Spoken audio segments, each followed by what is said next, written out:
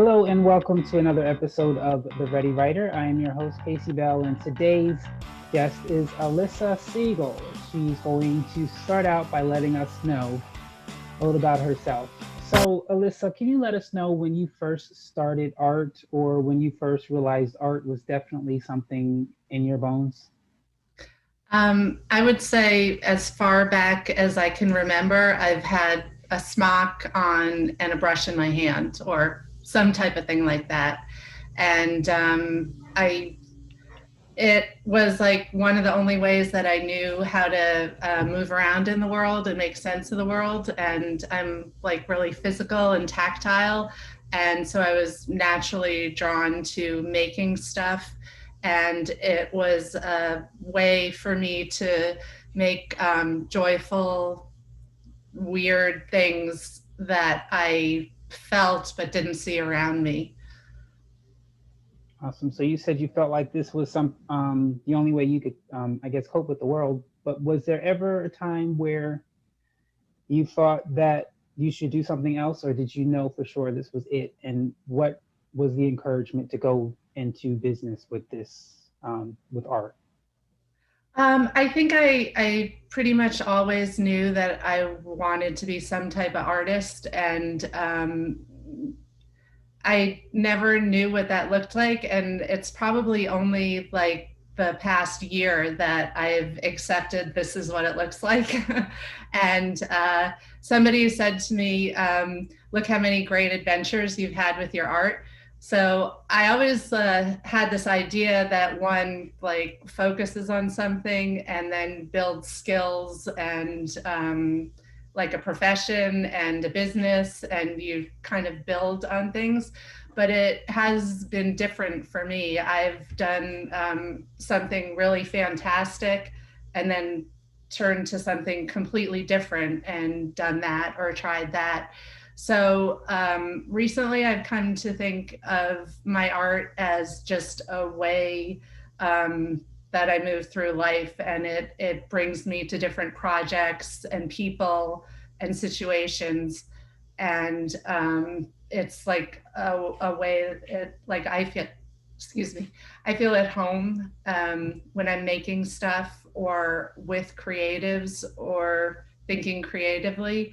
And so that is just, I'm always looking for new ways to do that and to express myself and to connect with other people. Would you say you had a environment of encouragement because the arts is one of basically the only field where lots of times parents say, "Oh, you need to do something real with your life," not realizing this is real. Did you have encouragement, or did you have people telling you you need to be a teacher or a doctor or a lawyer? I was pretty fortunate. I had that rare set of parents that encouraged me to do what I did. My father was actually a dentist, and he used to take some of the like golds that he would use for fillings and make tiny little sculptures. And when he put veneers on people, I remember this. He had like a palette, and he would mix little colors until he could exactly match the particular color in front of him. And I think like for my mother, I think she kind of saw that it wasn't going to work for me to try to walk some type of straight line. And she saw that when I was in this world, I thrived. So I did have that support, and I was fortunate to be able to go to art school and study. I was able to study in Italy, which was really amazing and kind of life changing. And so I would say all along the way, I've gotten encouragement and support, which is not to say I've never gotten discouragement. That comes by the truckload, but it kind of doesn't matter, and you learn to take it with the good. So that encouragement being there was what made the difference for me. Good. So outside of school, what did you do to start your pathway of art? Because there's so many ways to be an artist. What did you do? Actually, I moved to the Virgin Islands, and I kind of looked around to see any way I could make money. So I drew T-shirts for people. I painted names on boats. I designed like art for restaurants, and so that I was there for a year, and I did all different types of art there, so that I was able to spend a lot of time at the beach and do my art and have enough money to eat. So that worked out really well. And after that, I moved to New York City, and when I was on St. John, I kind of realized that I had more to learn, and that I probably needed to be in a place that had more going on than this little island had. And so I went to New York City, and I started working in a mural house there, and met a lot of artists, some of whom I'm still friends with today. And when I was there, I decided to go back to grad school. So that's kind of how that went. Awesome. Would you say, because a lot of people believe that if you are highly talented, you're going to be highly successful. But one of the things they forget is that, in not just in art, but in work, period, it's not so much about your talent, it's more about who you know and your contacts. And not just who you know, but how you've treated people, because that alone could cause, problems. And so in your own life, have you noticed that people gaining relationships is more important than the talent itself? I mean, that was certainly presented to me as the way to succeed, was to network and to, try to meet people who could help me or in one way or another. But I never wanted to do that, and I didn't feel I was very good at networking. It didn't feel genuine to me.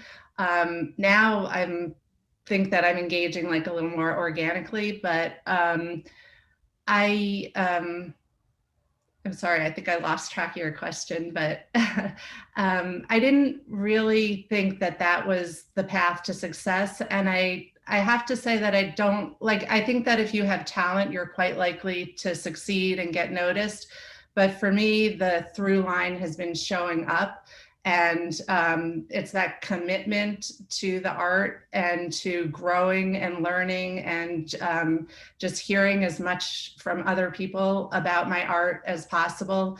Not that I internalize it all or believe it all, but it's all information for me, and it helps me to think about what I'm doing in new ways, and it helps me to grow.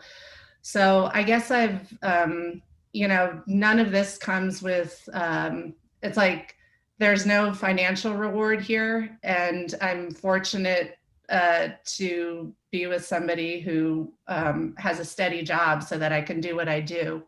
But I've had to set aside the idea that success looks like financial well-being, although maybe that's in my future. And really, it's just for me to pursue this creative journey and take it as far as I can and push it as far as I can, is what it's about for me. Cool. So going back to what you said, do you have any tips on how to not let what people say get to you? Because I don't know why, but humans think everyone's going to love you 24/7 and like everything you do. And that's just not true. And it doesn't mean people are wrong for disliking you. It may be wrong what how they say it, but in the same breath, how do you deal with criticism like that's just not constructive? Yeah. I mean, I try to take it with a grain of salt and understand that art is really subjective. And I am aware that some people will like me, some people will not like me, and the same goes for my art. It just doesn't speak to everybody. And I'm okay with that. And I actually try to listen to the things that, and they're all crystal clear right here, every negative thing. And it's kind of useful, but, and sometimes it takes a little work to get past it. I have to vent and talk to other people and talk to other artists and go back and look at my work and think about it and get myself back on track, I guess. But one thing I'll say is that my own internal voice is like the greatest critic I've ever encountered. So by comparison, something that somebody else has to say to me doesn't bear the same weight, because I'm like very critical of my own stuff. And for the most part, if it sits okay with me, then I'm okay, if that makes sense. Yeah, yeah. So as far as your artwork goes, has the pandemic in any way affected you negatively or positively, or both, Both, or I neither? think. Oh, it's affected me like almost everybody else, I guess. So I was fortunate to be engaged in my biggest mural job so far during the shutdown, and it got delayed and everything because of the pandemic. But ultimately, I was able to install the mural, and this all happened during COVID, and the mural was painted at the entryway to a cancer center. And it was very large flowers and a blooming tree. And while I was there working, like almost every single person that passed by stopped to talk to me and talk about the art. And a lot of them told me that they felt uplifted by it. And I certainly felt humbled and grateful to be able to be working in a way that could have an impact like I saw it having. And prior to that, I had really been a studio-based artist. And for the most part, I do like commissions, collaborations, projects, but mostly I work on my own stuff and show it and sell it. And then it goes into somebody's house and nobody really sees it again. And so I started to think about this idea, like with the pandemic and all of the like really upsetting, just the way that everything was laid bare, all of the social and racial injustice and kind of this dark side of humanity that we saw let loose. It was really upsetting, and it really helped me. It had me refocus on what was important and meaningful to me. And a lot of that is to bring joy into the world through my art, if I can find a way to do that. So I decided that I'm really interested in public art that people can just be going about their daily business and see all of a sudden this fabulous mural or painting or something that they didn't expect to see, and they'll just have this moment of being lifted out of their daily stuff and maybe be inspired, maybe, just a moment of happiness. And so I've kind of changed the way I work. And this past year, I've been working with a couple of high schoolers here in Stamford who were my students when they were in middle school. And over the course of the year, we've been designing a mural together. And at this moment, we're working to find a wall, and then we're going to paint it in Stamford. And so the combination of like teaching and trying to give young artists an actual like real work experience and compensation for their work is really exciting to me. And we're sort of in the point of the project where we have to see how this plays out, but I hope to keep moving forward in this way, like I'm still solitary in my studio working, but I really want to have that other piece also, working with young people and creating and facilitating public art. So that's it. And I guess, the past year, along with like a lot of personal stuff happening, it's just left me with like a real sense of sadness.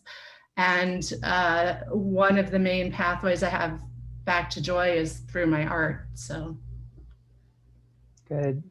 any encouraging words you would have for someone who is an artist but is not using their gift, or some tips and advice you would give to an artist who's starting out and they're somewhat lost? Yeah, I would say, if you're somewhat lost, give yourself a tall drink. Go look at stuff. Go look online. Go to museums. Go to the to look at murals or street art, and see the work of other artists. If you're inspired, to take a sketchbook and go sketch at a museum. But like onboarding other people's art that you find inspiring can be very inspiring yourself. And the main thing I guess I would say is, like, this is a lifelong endeavor, and recognize it as such, and have patience with yourself and the world, and just keep at it. And something else I would say is that, like, there's enough room for everybody. Like, there's so many artists, and we can all uplift each other, and there's room. We're all unique. Nobody has a voice like anybody else. And so make those connections, make friends with other creatives, find your people, because nobody else will really know what you're talking about. Get involved with creative groups, and just keep at it. Awesome. So my last question, I think I asked you much more than five, but my last question: if you had a fairy godmother or father, and they told you say a name of an artist, they can be dead or alive, that you once you say their name, you're at a table having lunch with them, and you having conversation, you get to talk and ask questions. Who is this artist and why? How can I pick one? Two or three. I mean, that's a tough one. Alice Neal, of course, and probably Michelangelo, Caravaggio, and then there's a lot of contemporary artists who I love, and of course, now my mind has gone completely blank, but there's a ton of artists that I admire and would be thrilled to talk to. You're watching the artist. You're watching the artist within.